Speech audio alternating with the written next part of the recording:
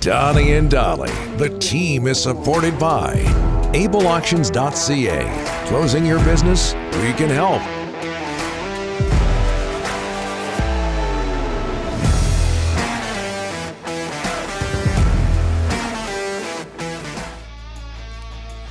It is Tuesday, and all of our guests today, including TSN Scouting Director Craig Button, standing by, brought to you by the Waddling Dog Pub. Located 10 minutes from the ferry terminal, the Waddling Dog Pub is the place to be to catch every Canucks game with one of their 19 taps of both domestic and locally crafted beer, wine, and cider. A daily happy hour from 4 to 6, brunch from 11 a.m. to 2, and a fully stocked liquor store attached. There are countless reasons to come, sit, and stay at the Waddling Dog as we bring in, as we always do on a Tuesday, TSN Scouting Director Craig Button. How are you, sir? I am good, Donnie. How are you today? Good, very I'm good. here too, Craig. Who is that in your? Who's that talking, Donnie? Who's that? I got a purple shirt on for you. I know you like purple shirts. You know who that is, Craig? It's Strauss Mann's biggest fan. Do you know? Strauss Mann. There you go. Do you know? Do you know him? Sure. There you Come go. on. You're asking me about a Michigan man? That's it. Great. That's it. Come on. What can you? Apparently, the Canucks are interested in him. He was a star goaltender Thank you. And for the Wolverines. Hey, listen, the best goaltender that ever played there was Marty Turco. He has the all-time wins record. It'll never be broken. Yep. One of the greatest games I ever saw. Hockey games. One of the greatest hockey games I ever saw. North Dakota, Michigan, in a regional NCAA tournament. You couldn't have squeezed another person into Yost Ice Arena. The Wolverines were down against a great North Dakota team. Marty Turco stood on his head coming out of the penalty box after they killed they killed the first of a two-man penalty kill, sprung his teammate for a breakaway. They went, it was 2-1 North Dakota. They end up winning the game. One of the best games I've ever been at, the atmosphere, Marty Turco. Don't ever ask me about a Michigan basketball, football, or hockey player. I know them all. okay. Wow. Okay. So And I'm wearing a I know. Badger shirt today. It's kind of confusing, right? I noticed that. We'll get your thoughts on J.J. Watt and Danny Heatley a little bit bit later. No problem. Yeah. Hey, Craig, what about Strauss Mann? Is NHL potential there? Well, here's what I would say. You're going to work with a goaltender that has continuously shown progress in his play. He's continuously met the different challenges as he's moved along the path. So when players continue to show that and demonstrate that they're meeting the challenges at ever higher levels, well, then that's going to get NHL teams' attention. So now his next challenge is going to be the American Hockey League and how he fares there. And there's no reason to believe that he can't have success there. And now you continue to work with the young goaltender. Ian Clark's a really good goaltending coach. We know that. I'm stating the obvious here. And the thing I like about Ian, and he's not the only one, but I think he's so good, is that he works with what you have. He doesn't try to mold you into what he thinks you should be. He takes what you have and then strengthens it and molds you into what you are. And I think that for Strauss, I mean, he's a different type of goaltender. He's very athletic. He's quick. He reads the play really well. So, when you're not the biggest of goaltenders, you have to be really sharp in other areas. And I think that Strauss has the potential to continue to develop and progress. And when you find yourself, and I think for players, and in this case, Strauss finds himself in a position where he's in a really good spot with respect to the goaltending development he's going to get, right from Ian, that's a great development spot. So, yeah, he's got potential. There's no question. If indeed it happens with him and the Canucks. Hey, Craig, the Canucks sign a local kid, Archie Baines of the Red Deer Rebels out of Surrey, leading the Western Hockey League in scoring. What can you tell us about him? I know you tweeted about him. Yeah, he should have been drafted, I thought, but he's one of those players that fell into the gap, right? Like, the season gets paused in March of 2020. He doesn't get a chance to keep building on it. Then the 2021 season ends up being very, very challenging for a lot of different reasons. And as I say to young players all the time, you know what? Continue to just build your game, continue to get better, continue to get stronger. That's exactly what Archie has done. He's done it in Red Deer. He's done it in a really good program. And I mean, The Vancouver Canucks, I think, are real fortunate to get a player like this because, I mean, tell me what team wouldn't have been interested in Archie Baines. I mean, he's got a game that's, it's mature and he plays hard and he's got skill and he's competitive in the different areas of the game.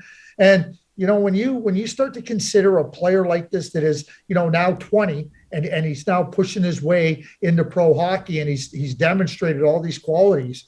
I mean, and you've heard me say this, the Vancouver Canucks have to build out their prospect pool. Archie Baines helps them do that in a really, really significant way. I really like him. I think the Canucks got a really good player there. Okay, Craig, here we go. Trade deadline 6 days away.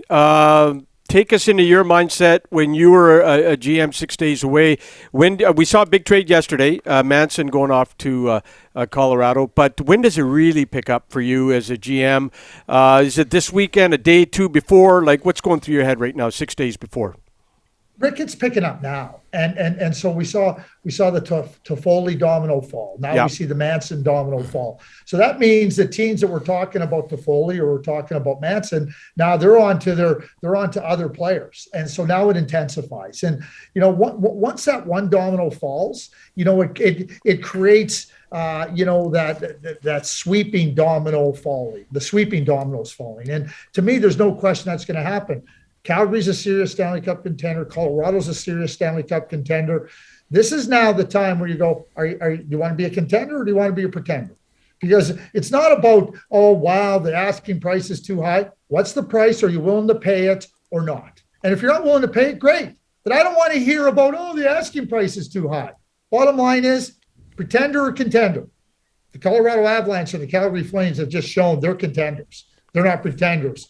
Don't tell me, I don't want to hear the words, your actions will speak. I don't think the Colorado Avalanche are done. I don't think the Calgary Flames are done. And this rumored, the rumors about there not being a lot of action leading in this trade deadline, don't believe them. They're false. There'll be lots of movement going on, and it's just starting to get heated up. Okay, Craig, so here's what we're hearing about the Canucks. They're still in the playoff race. That affects the mindset of management. They're trying to create cap space, get rid of bad contracts. A lot of people want trades yesterday, but these factors create cap space, get rid of bad contracts, still in the playoff race. How do they juggle all this going into the deadline, Craig? Well, good luck getting rid of bad contracts. Yeah, that's it. If you need to get, good luck. And you saw what happened, what they had to do to get rid of the contracts, with Louis Eriksson and Jay Beagle and that. I mean, so that's what you're looking at. But if you want to create cap space, the opportunity is not just leading into the trade deadline. When you're talking about good players with good contracts, and I'm talking about good players, number one, but good contracts, number two, you can trade them. You can trade them in the offseason. You can trade them leading up to the draft. When teams fall out potentially on free agents, you can trade them down. So when the challenge for any GM, and certainly when we look at the Canucks, is they know they need some prospects and they need cap space. The bad contracts, sometimes you just got to bite hard and go, okay, is this bad contract better than our bad contract? Do we want to make a swap? Can we get more out of this contract? But if you want to create cap space, they can do that. It doesn't have to happen right now. Like that ability to create that cap space going into next season will exist after next Monday. So with the Canucks in a playoff race and pushing hard, and I go back to 2008, Bruce Boudreau took a team that was out of the playoffs in Washington and he got them into the playoffs. I wouldn't bet against Bruce. Yep. Bruce, there it is. Craig, tonight, of interest to Canuck fans, along with the game against New Jersey, Vegas at Winnipeg. The Knights have lost 4 straight, 17 of their last 27. They're in danger of missing the playoffs. What's wrong in Vegas? Yeah, I mean, you're talking about a team that a lot of people thought were a Stanley Cup contender. Yep. So, obviously they've had some injuries. Obviously they're a team that has some gaps. When they play really well, they're able, I think, to beat a lot of teams in the league. But with the injuries, and then you start to have some of the gaps that really show up when they play better teams. I don't think they're a Stanley Cup contending team with Mark Stone, with a healthy Robin Leonard. I didn't think they were. And, I know there's all this talk about, hey, listen, we've learned, we're going to get better. I haven't seen it. I think that this year, Donnie, and it might sound silly, It might be just one of those years where Kelly McCrimmon, George McPhee just have to chalk it up. Nothing went right. Jack Eichel comes in. He's trying to recover from a year off. Mark Stone's hurt. Alec Martinez is hurt. Robin Leonard is hurt. And where are you at? And I know nobody wants to miss the playoffs, but look back a few years ago when Tampa Bay missed the playoffs, and they just said, okay, what? This is what happened to us. That was coming after they went to the Stanley Cup final in 2015, losing to the Blackhawks. So they sat back, they evaluated, they said, okay, this just didn't go right for us this year. I think a lot of that is what's happened to the Vegas Golden Knights. I think the offseason gives them a chance to reset, whether they make the playoffs or not, because I don't see them as a contender if they do make the playoffs. And the way they're playing right now, I think they're in a real challenge to make the playoffs. So what are you going to do? Try to fix all your woes in one fell swoop? Can't be done. Canucks are on their heels. Man, I'm just looking. I know this is obvious, but Wisconsin, Joe Pavelski, Tony Granato, Jake Gardner, Danny Heatley, I mentioned. I know because you're wearing the shirt. So many great players came out of the U of Wisconsin. I'm stating the obvious here, Craig. Well, the reason I'm wearing it today, I'll tell you what. We were talking about drafts yesterday. So Joe Pavelski was drafted in the 7th round somewhere, scores 400 goals, signs another contract, shows no signs of slowing down. And then you have the opposite in Montreal where Cole Caulfield was held back by the previous coach, held back. Let me be very clear on that, held back. And look at how he's thriving under Marty St. Louis. So this is my shout out to Joe and Goal. Okay. Beautiful. Craig, thanks so much. Talk to you next week, next Tuesday. Guys, yeah, you bet. Next Tuesday. Yeah, we'll have lots to talk about. Yes. You bet. Maybe the Canucks will have signed Strauss Mann at that point. Okay. Thanks, Craig. Appreciate it.